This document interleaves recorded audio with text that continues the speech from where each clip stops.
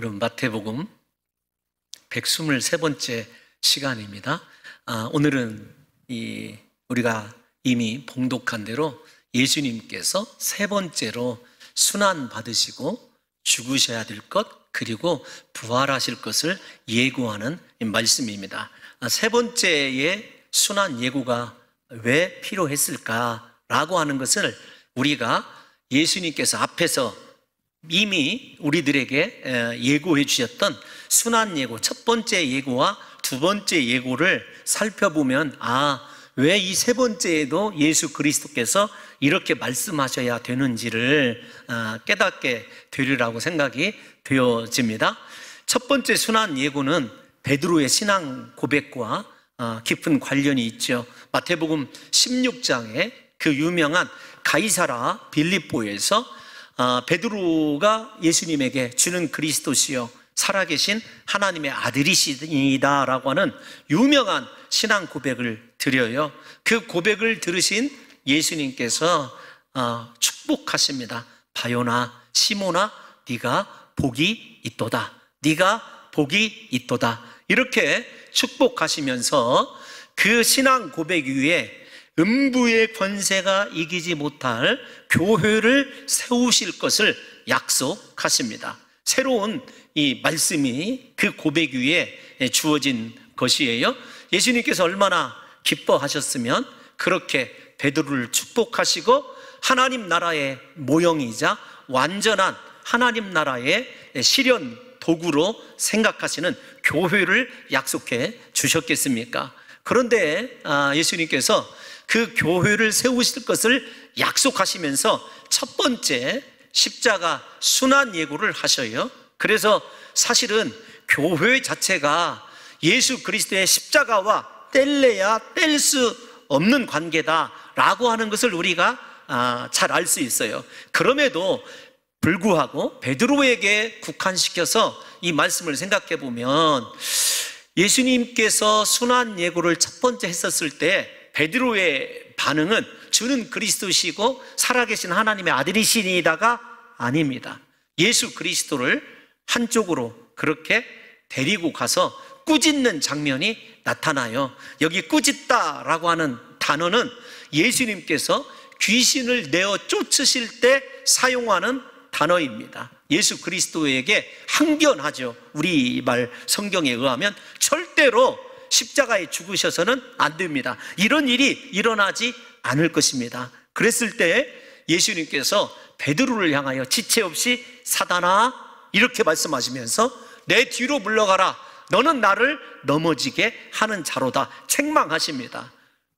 첫 번째 순환 예고를 통하여 십자가와 상관이 있는 인생, 예수 그리스도의 십자가의 고난과 길을 받아들이는 인생이 복 있는 인생이 되고 그 위에 하나님의 거룩한 교회를 세워갈 수 있는 복된 그러한 인생으로 인정받을 수 있는가 하면은 반대로 십자가와 상관이 없는 입술의 고백은 예수 그리스도에 대한 분명한 신앙 고백이 제대로 아무리 이루어지는 성도라 할지라도 제자라 할지라도 그의 속 마음과 인생의 실제적인 길이 세상에 취해 있다고 한다면, 그래서 십자가의 길을 거부하고 막게 된다면, 따라가지 못한다고 한다면 그 인생이 다른 것이 아니라 사단으로 책망받을 수밖에 없다는 거예요. 그래서 십자가의 길은 우리 사랑하는 성도 여러분들과 저에게 두 가지의 길을 제시합니다. 첫 번째 순환 예고를 통해서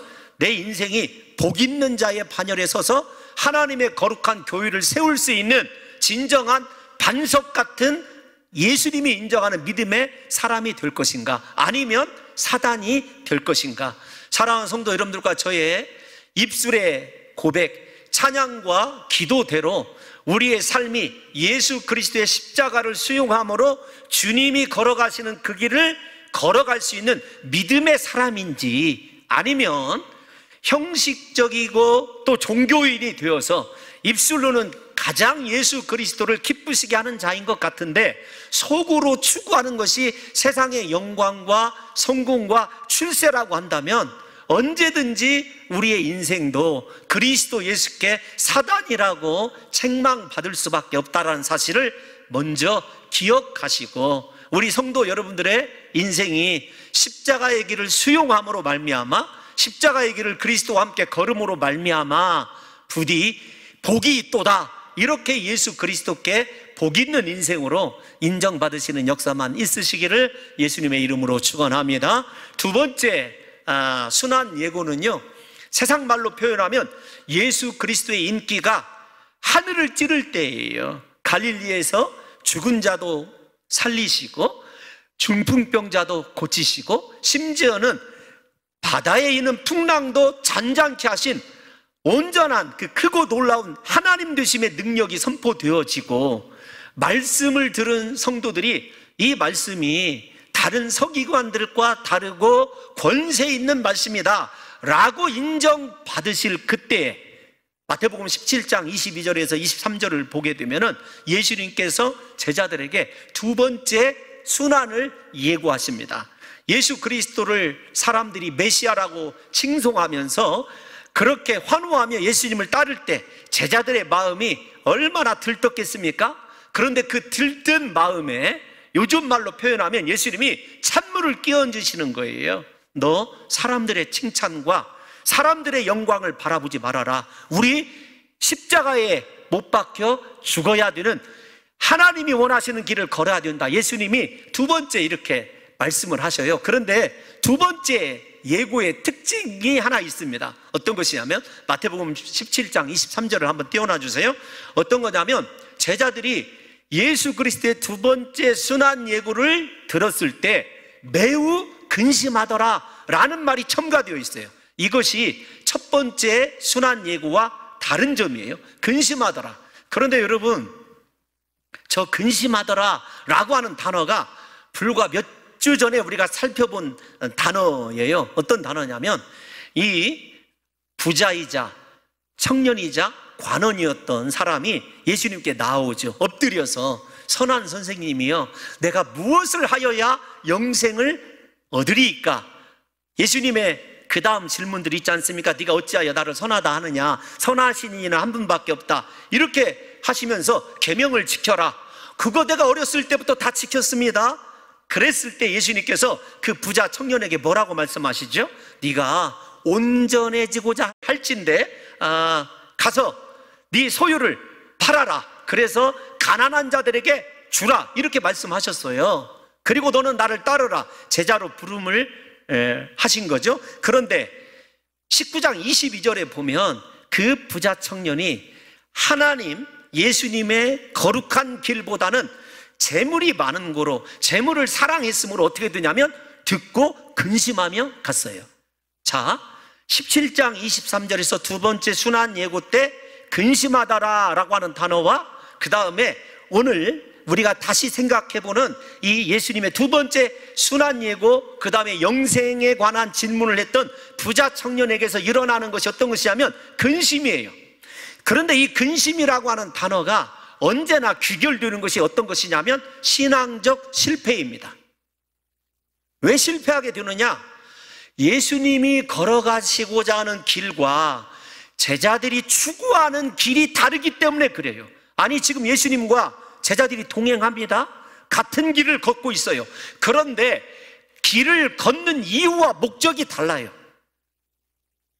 사랑하는 성도 여러분들과 제가 마음에 혹시 인생에 고난이 있을 수도 있죠. 어려움 앞에서 우리가 근심할 수도 있습니다. 그런데 그 근심이 혹시 예수님이 걷자고 하시는 십자가의 길, 지금 예수님과 함께 걷고 있으면서도 십자가의 길을 추구하기 때문이 아니라 세상에서의 우리가 잘 아는 성공과 형통과 번성을 바라기 때문에 오는 근심이라고 한다면 우리에게도 이미 그 다음 이 결정될 것이 어떤 것이냐면 실패가 예견되어 있다는 거죠. 이 부자 청년이나 제자들이 사랑하는 것은요, 예수님의 십자가의 길이 아니었습니다. 세상이었어요. 사랑하는 성도 여러분들과 제가 오늘 이 시간에 물론 예수님과 함께 있었던 제자들을 생각하시면서 내가 누구보다도 훌륭한 예배자인 것 같고, 누구보다도 기도가 깊은 성도인 것 같고, 나의 찬양이 하늘로 그렇게 상달이 되어지고 내 삶의 모든 것이 하나님과 동행하는 것 같아도 내 속 마음이, 입술의 고백적인 신앙과 행위적 신앙이 일치하지 못했을 때 그것에 오는 우리의 마음에 근심이 있다고 한다면 왜 주님은 내가 원하는 길을 허락해 주지 않는 걸까? 나의 기도를 들어주지 않는 걸까? 여러분, 그거 들어주지 않는 것이 아니라 주님이 기다리시는 거예요. 네 길과 네 생각을 포기하고 나를 따르라는 거죠.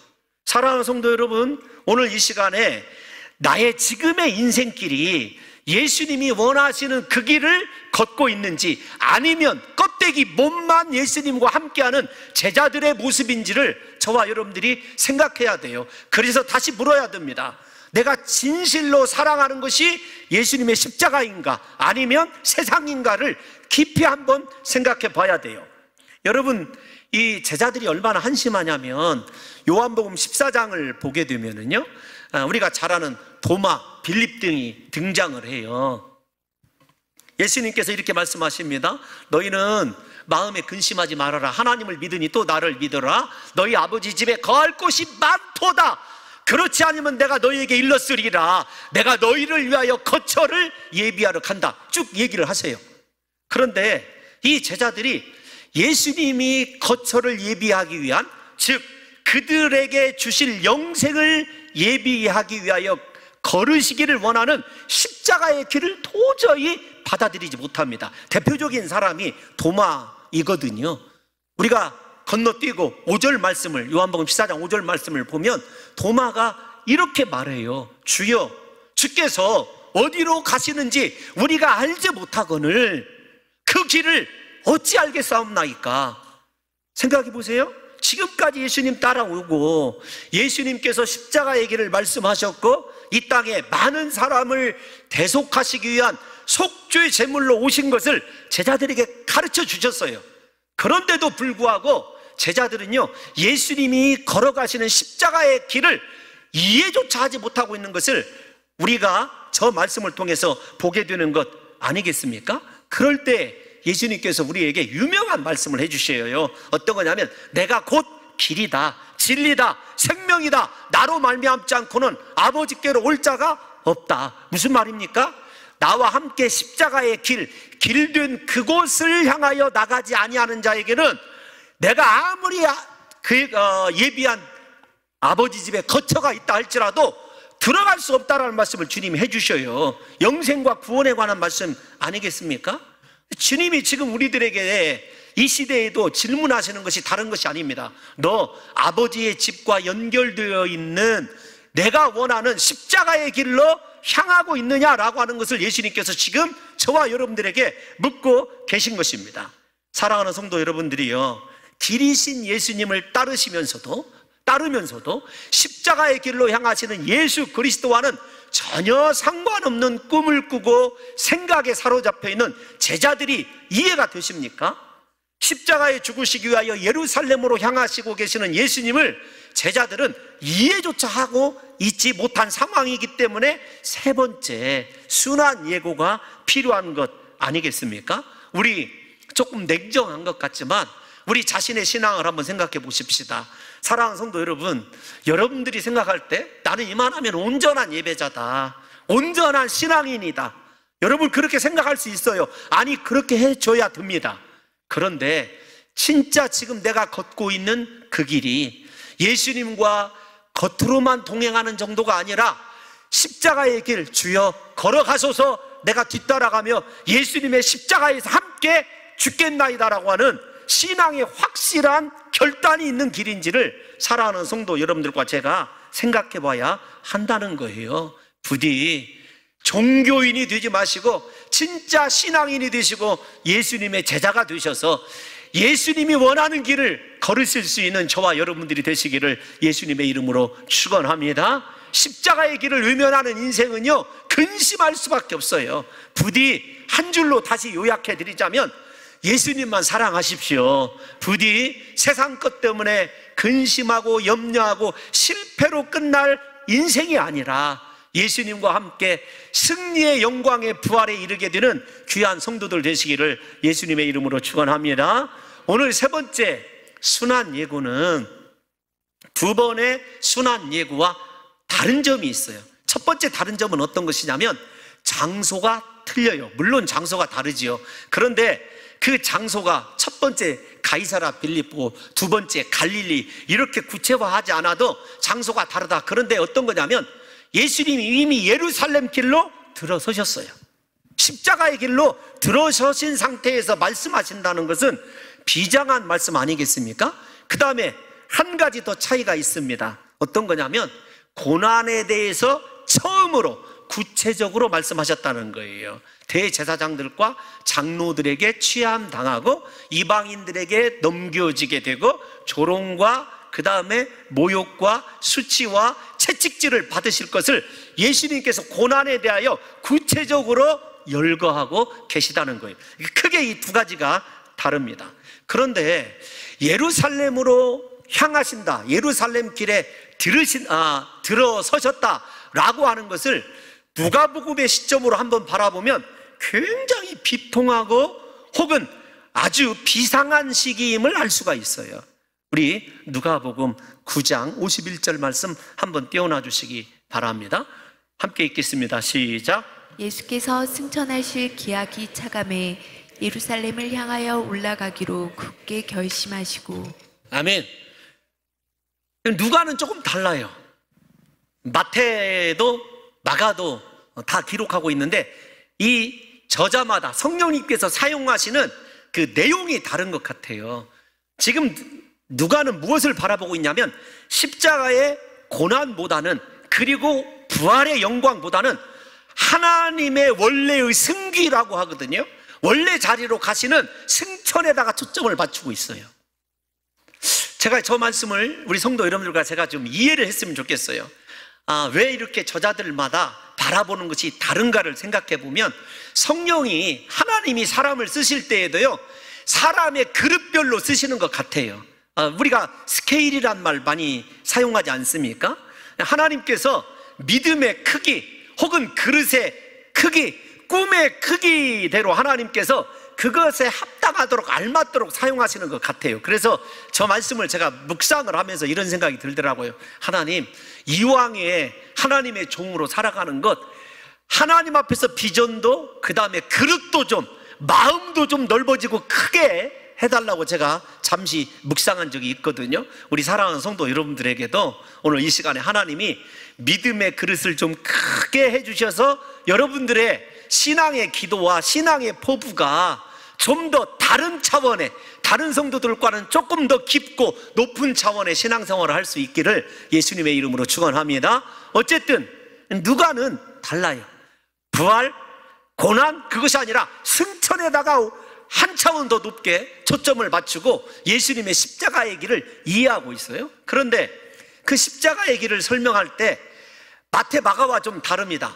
예루살렘을 향하여 이렇게 단어를 쓰고 있어요. 그런데 예루살렘을 향하여 라는 말이 어떤 말이냐면 예루살렘으로 원문 성경에 보면 얼굴을 고정시키다 이런 뜻이에요. 그러니까 옆도 바라보지 않고 뒤도 바라보지 않도록 오직 예루살렘 십자가를 향하여 예수님의 얼굴이 고정되어 있다, 그 뜻입니다. 사람들의 예수님이 우리의 왕입니다, 메시아입니다, 예수님을 잡아서 왕으로 세우려고 하는 사람의 칭찬 소리도, 그리고 대제사장들과 서기관들의 비난의 소리도, 그러니까 여러분 어떤 사람의 유혹이나 환경의 도전도 예수님께서 바라보지 않도록 자신의 얼굴을 고정하고 계시는 거예요. 그런데 제가 저 말씀을 묵상하면서 저거 정형외과적인 그런 용어이거든요. 두 번 다 그 용어가 요즘 말로 얘기하면 정형외과적인 그런 그 용어들이에요. 우리가 뼈가 위골이 되거나 잘못 어긋났을 때 우리가 그 뭐라고 표현하는지 잘 모르겠지만 기부스 뭐 이렇게 표현하지 않습니까? 깁스를 해놔요. 부목을 대서 고정시켜 놓지 않습니까? 그것입니다. 저 말씀을 묵상하면서 지난주 제자훈련이 다윗의 실족이에요. 범죄. 다윗이 밧세바와 간음하는 그 장면이에요. 제가 그 말씀을 묵상하면서 이런 생각이 들더라고요.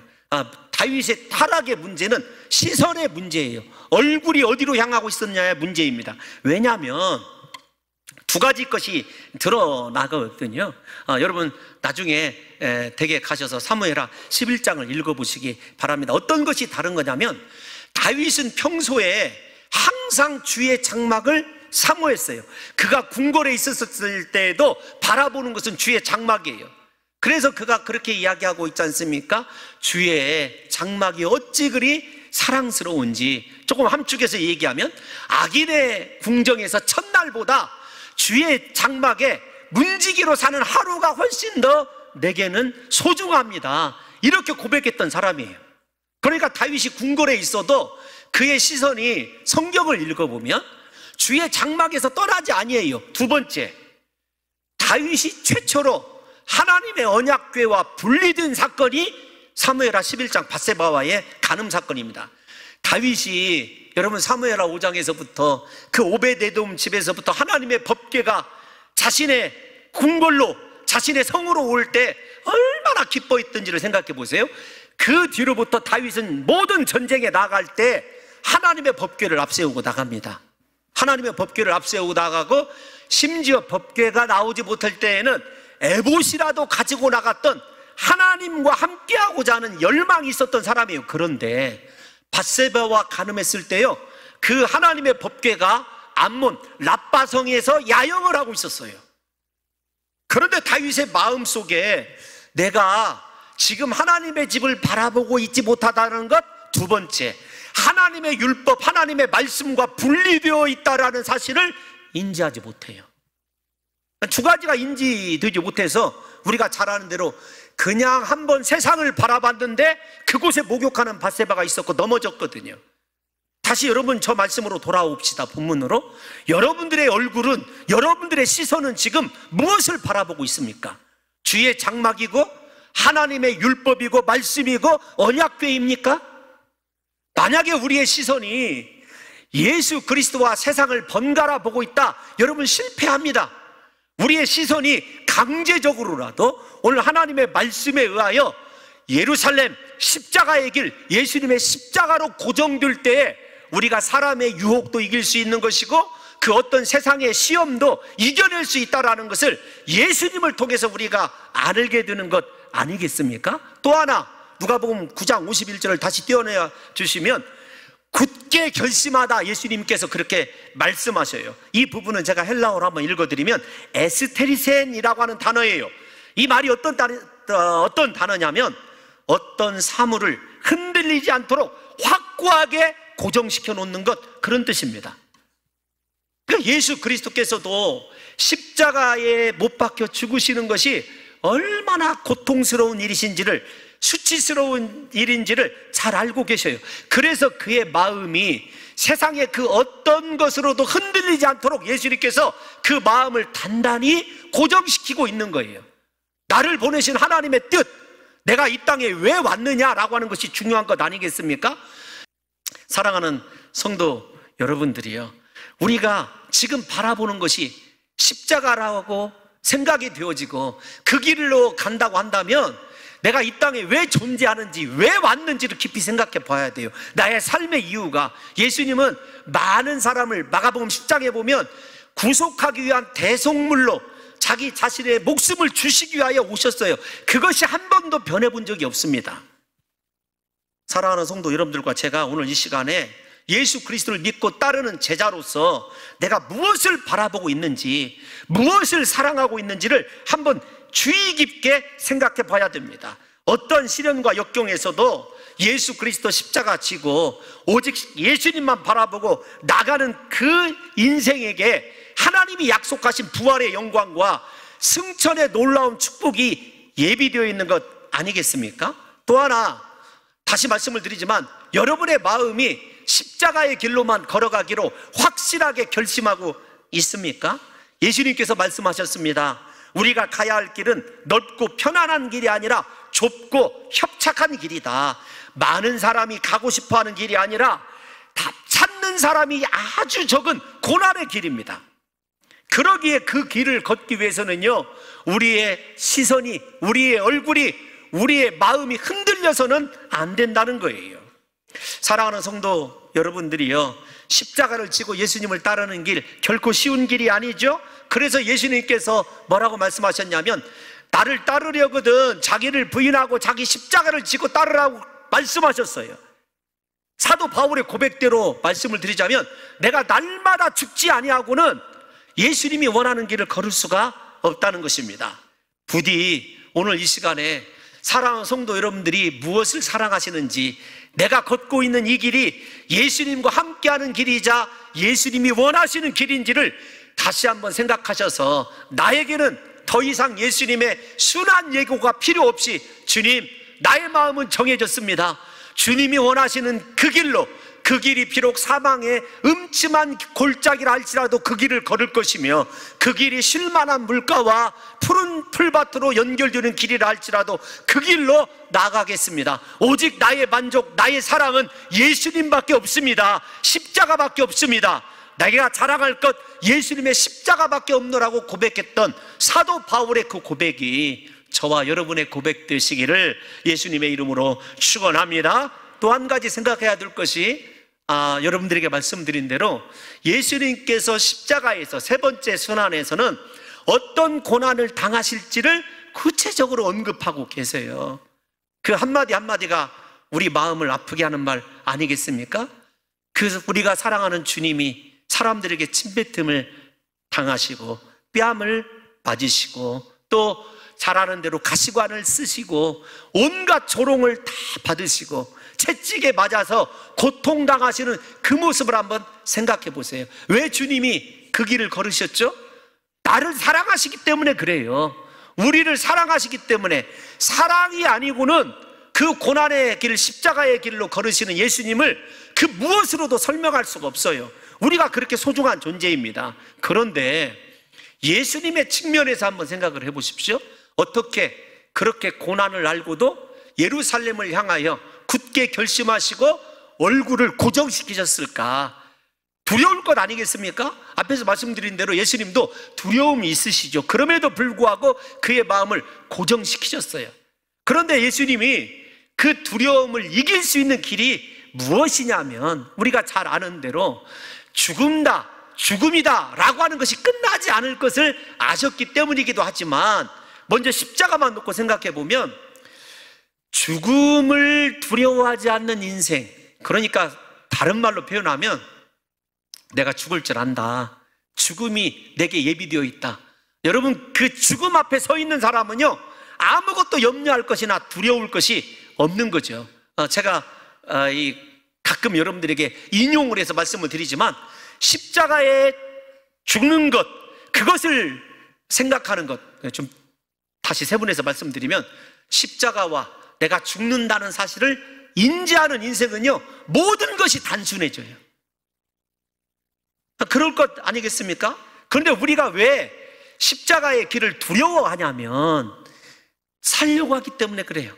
아니, 다른 말로 표현하면 세상에서 폼나게 조금 더 잘 살아보려고 하기 때문에 우리에게도 제자들과 그 부자 청년처럼 마음의 근심과 죽음을 두려워하는 마음이 있는 거죠.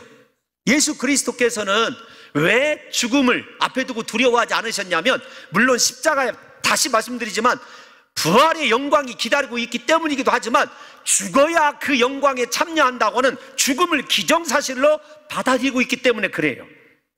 사랑하는 성도 여러분들과 저도 죽습니다.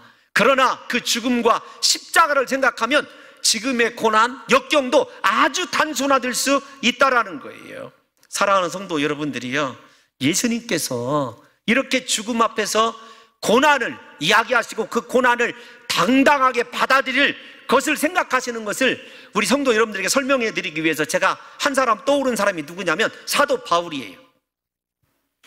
여러분, 사도 바울이 사도행전 20장에 보면 3번씩이나 빌립의 딸들, 그리고 다른 선지자, 그리고 성령에 충만한 사람들이 예루살렘에 올라가면 당신 환난과 결박이 그리고 생명의 위협이 기다리고 있다. 이렇게 3번씩 이야기를 해요. 그런데 사도 바울도 예루살렘을 향해요. 근데 오늘 예수님의 3번째 순환 예고와 예루살렘을 향하는 것과 사도 바울의 사도행전 20장에서 예루살렘으로 향하는 것이 그렇게 일치가 되어 보이더라고요. 오직 성령이 각 성에서 내게 증언하여 결박과 환난이 나를 기다리고 있다는 것입니다. 그런데도 사도 바울이 뭐라고 고백하냐면, 내가 주의 복음을 전하는 그 일을 위하여라고 한다면 내 생명을 조금 더 귀한 것으로 여기지 아니한다. 23절 24절에 보면 그렇게 나와 있어요. 사랑하는 성도 여러분들이요, 사명의식이 분명한 사람, 그리고 자신의 인생의 결론을 분명하게 확신하고 있는 인생들은요, 두렵지 않은 거예요. 근심하지 않는 것입니다. 저와 여러분들에게 오늘 이 시간에 예수 그리스도께서 분명히 죽음을 이길 수 있는, 그리고 죽음 뒤에 있는 영광뿐만 아니라 우리가 죽어야 복음이 전파가 되어지고 그리스도 예수의 십자가의 죽음이 전파되어진다고 한다면, 부디 사랑하는 성도 여러분들과 제 마음속에 그리스도를 위하여 생명도 조금 더 귀한 것으로 여기지 않고 드릴 수 있는 확실한 결단이 세워지시기를 예수님의 이름으로 축원합니다. 저 자신도 그렇게 기도합니다. 하나님이 원하신다고 한다면, 죽어야 된다고 한다면 그 순간에 그리스도 예수를 부인하거나 세상의 것, 가족들 바라보지 않고 기꺼이 십자가의 길을 선택할 수 있는 믿음을 달라고 기도하고 있습니다. 우리 성도 여러분들과 저의 인생의 결론, 부활의 영광 아닙니까? 여러분, 저와 여러분들이 아버지께서 예비해 놓으신 하나님의 집이 있는 것 아니겠습니까? 우리의 시선이 고난을 바라보지 마시고 그렇게 부활의 영광을 바라보시며 믿음으로 날마다 전진하시기를 예수님의 이름으로 축원합니다. 그렇다고 한다면 한 가지 더 우리가 생각해 봐야 돼요. 나는 왜 이곳에 존재하는가? 나는 예수님처럼 십자가에 죽어야 될 것이라고 하는 그 사명의식에 사로잡혀서 내 인생을 살아가고 있는지를 깊이 생각해 봐야 한다는 것입니다. 오늘날 우리 한국교회의 최고의 약점이 무엇이냐면 신앙의 목적의식을 잃어버렸어요. 여러분, 이렇게 한번 생각해 보십시다. 왜 하나님이 여러분들 이 땅에 태어나게 하셨을까요? 왜 지금의 배우자를 만나게 하시고 지금의 귀한 자녀들을 주셨을까요? 왜 여러분들을 이 시대에 이 교회에 있게 하셨을까요? 우리 인생에 우연한 것은 하나도 없습니다. 하나님의 계획이 있어요. 예수님이 원하시는 그 길을 바라보게 되면 내가 걸어가야 될 길이 보이게 되고 내가 감당해야 될 사명이 보이는 것 아니겠느냐고요. 사랑하는 성도 여러분, 그래서 우리가 진정한 예수님의 자녀라고 한다면 예수님처럼 십자가의 길을 걸어야 되고, 사도 바울과 같이 죽음이, 환난이, 결박이 기다리고 있어도 예수님이 원하시는 그 길을 걸어가야 되는 것 아니겠습니까? 그것이 정상적인 신앙이죠. 부디 우리 성도 여러분들이요, 세상 것 다 내려놓으시고 오늘 또다시 십자가 붙드시고 예수님 따라가는 진정한 제자들이 되시기를 예수님의 이름으로 축원합니다. 이 땅에 이렇게 분명히 목적의식을 가지고 사명의식을 가지고 살아가는 사람은요, 어떠한 위험과 고난 속에서도 두려워하거나 낙심하거나 흔들리지 않습니다. 여러분, 로마서를 강의할 때 제 마음속에 가장 큰 도전이 되었던 말씀이 있어요. 어떤 말씀이냐면 로마서 14장 7절과 8절에 있는 말씀입니다. 한번 7절 말씀을 먼저 읽어보도록 하겠습니다. 7절을 보면 이렇게 되어 있어요. 어떻게 되어 있냐면, 우리 중에 누구든지 자기를 위하여 사는 자가 없다. 그 말이 그렇게 도전이 되더라고요. 우리 중에 누구든지 자기를 위하여 사는 자가 없다. 진짜 성령으로 거듭나고 하나님 나라를 소유한다면은요, 나를 위하여 사는 인생이 되어서는 안 되는 거예요. 심지어는 자기를 위하여 죽을 권한도 없어져 버렸어요. 예수님이 다 가져가신 거예요. 그런데 오늘날 우리의 신앙이, 솔직하게 물어봅시다. 지금 여러분들의 가정, 여러분들의 인생의 꿈 이루어가고 있는 것이 그리스도를 위한 것인지 나를 위한 것인지를 한번 생각해 보세요. 저 말이 로마서를 강의하는 동안에 가장 제게 큰 충격이었어요. 너 목사로 살아가는 것이 너를 위한 삶이냐, 진짜 너를 부르신 그리스도를 위한 삶이냐. 그리스도를 위한 삶이라고 확정이 되었을 때는요, 별로 실수가 없었던 것 같아요. 넘어지지 않았던 것 같습니다. 그런데 제가 목표의 중심인 것 같고 제가 무언가 하려고 하고 나를 위하여 내 꿈이 포장될 때는요, 여러분들에게 부끄러워서 고백하지 못할 수많은 넘어짐이 있었어요. 다시 한번 여러분 생각해 보십시다. 오늘 이 예배의 자리에 참여 있는 사랑하는 성도 여러분들과 제가, 우리 중에는 누구도 나를 위하여 사는 인생이 없습니다. 이렇게 함께 고백하게 될 때 우리가 진정한 예수님의 십자가의 길까지 나갈 수 있는 제자의 반열에 서게 된 공동체 아니겠습니까? 다시 묻습니다. 여러분 누구를 위하여 살고 있습니까? 여러분들과 저를 구속하시기 위하여 십자가에 못 박혀 죽으신 예수 그리스도를 위하여 살고 있습니까? 나를 위하여 살고 있습니까? 무엇 때문에 죽기를 결단하셨습니까? 그것이 예수님의 거룩한 대속의 사명에 참여하는 십자가의 길 때문입니까? 아니면 나를 위한 것입니까? 우리가 8절 말씀을 읽어보면 그렇게 은혜스러워요. 8절이 어떤 것이냐면, 우리가 살아도 주를 위하여 살고 죽어도 주를 위하여 죽나니 그러므로 사나 죽으나 우리가 주의 것이로다. 여러분, 내 인생의 소유권을 내려놓으시기 바랍니다. 내 인생이 주의 것입니다. 그렇다면 살아도 주를 위하여 살고 죽어도 주를 위하여 살아야 되는데, 예수 믿고 거듭났다고 하면서도, 제자라고 하면서도, 예수님을 찬양하는 예배자라고 하면서도 온통 나만을 위하여 살아가는 인생의 모든 것이 다 내가 주인공인데, 어떻게 예수 그리스도께서 마지막 원하시는 십자가의 길에 설 수 있겠느냐고요. 사랑하는 성도 여러분들이요, 우리가 바라봐야 될 것, 그래서 고난도, 여러분 고통도 아닙니다. 제자들이 바라봐야 될 것은 어떤 것이냐면 3일에 살아나리라, 부활에 대한 약속 아니겠습니까? 그래서 우리 성도 여러분들과 저에게 오늘 마지막으로 권면하고 싶은 것이 어떤 것이냐면, 부디 우리 성도 여러분들이요, 삶이 지금 너무도 팍팍하고 힘들고 경제적으로 어려워도 우리가 다시 살아나리라, 예수 그리스도의 부활에 참여가 예약되어 있는, 약속되어 있는 귀한 성도라는 사실을 깨달으셔서 부디 십자가의 고난을 바라보시는 것이 아니라 부활의 영광, 승천하실 그 그리스도의 영광을 바라보심으로 말미암아 여러분들의 고난을 향하여, 어려움을 향하여 이렇게 선포하십시오. 나는 살아난다. 나에게는 부활이 약속되어 있다.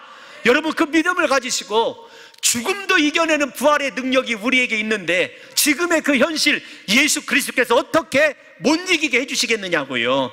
그래서 성도 여러분들과 제가 날마다 초월해야 될 것이 이 고난을 초월하는 부활의 신앙을 우리가 붙들어야 되는 거예요. 여러분, 제가 이 장례식 때 꼭 위로 예배 드릴 때 살펴보는 말씀이 요한복음 11장 25절 26절이거든요 내가 부활이요 생명이다. 나를 살아서 믿는 자들은 절대로 죽지 않을 것이다. 죽어도 살아나겠다. 이것이 예수님이 우리에게 주신 말씀 아닙니까? 진짜 예수님이 부활이고 생명인 걸 믿으십니까? 그렇다고 한다면 사랑하는 성도 여러분들이요, 근심하거나 두려워하지 마십시오. 우리가 바라봐야 될 것은 현실이 아니라 내게 약속되어 있는 부활의 영광인 줄로 믿습니다. 사랑하는 성도 여러분, 아브라함이 어떻게 이삭을 바치라고 하는 그 말씀에 순종했을까요? 아브라함은 죽은 자도 살리시는 하나님의 생명의 능력을 믿었어요. 히브리서 11장 19절을 보게 되면 이렇게 말씀하셔요. 시작. 그가 하나님이 능히 이삭을 죽은 자 가운데서 다시 살리실 줄로 생각한지. 아멘. 여러분 믿으십니까? 죽은 자도 다시 살리시는 부활의 주가 우리의 주가 되십니다. 그러므로 십자가의 길, 분명히 그 부활의 영광에 참여하기 위해서는요, 십자가의 길로 걸어가야 돼요. 고난이 끝이 나야 부활의 영광이 있는 것 아니겠습니까? 오늘날 우리는요, 고난 없는 영광을 너무도 추구하고 있어요. 아닙니다. 오늘 결단하셔야 됩니다. 십자가의 길로 걷겠습니다.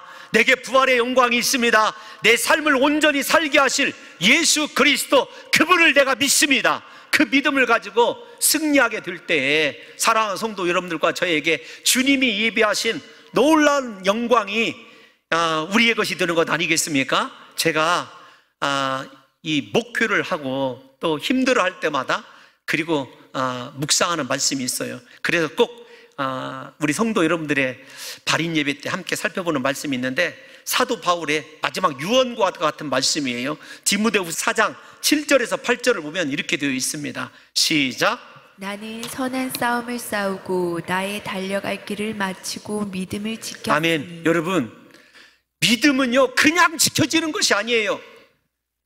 죽을 힘을 가지고 싸워야 됩니다. 내 인생에 달려갈 길을 마쳐야 지킬 수 있는 것이 믿음이에요. 어떤 믿음입니까? 고난 앞에, 십자가 앞에서 무너지는 인생이 아니에요. 사도 바울이 바라보는 믿음이 어떤 것인지 8절 말씀 한번 읽어볼까요? 시작. 이제후로는 나를 위하여 의의 면류관이 예비되었으니. 아멘. 이제후로는 나를 위하여 의의 면류관이 예비되어 있다. 사도 바울이 바라보는 건 어떤 것이죠? 고난 가운데서도 그렇게 십자가의 길을 걷고 생명 내걸고 싸울 수 있었던 것, 하나님께서 예비하신 의의 면류관 때문에 그런 것 아니겠습니까? 인생의 결론이 고난이 아니라, 죽음이 아니라 부활이고 의의 면류관이에요. 예수 그리스도께서도 그렇게 의의 면류관을 바라보고 십자가의 길로 들어선 것처럼 사랑하는 성도 여러분들과 저의 인생의 마지막 결론이 이렇게 부활의 영광이고 하나님의 의의 면류관인 것을 잊지 마시고, 사랑하는 성도 여러분들이요, 예수님과 함께 십자가의 길, 고난의 길로 걸을 수 있는 결단이 저와 여러분들에게 오늘 있어짐으로 말미암아 우리의 잠자는 신앙이, 우리를 부르신 하나님의 목적이 다시 온전하게 회복되는 역사만 일어나시기를 예수님의 이름으로 축원합니다.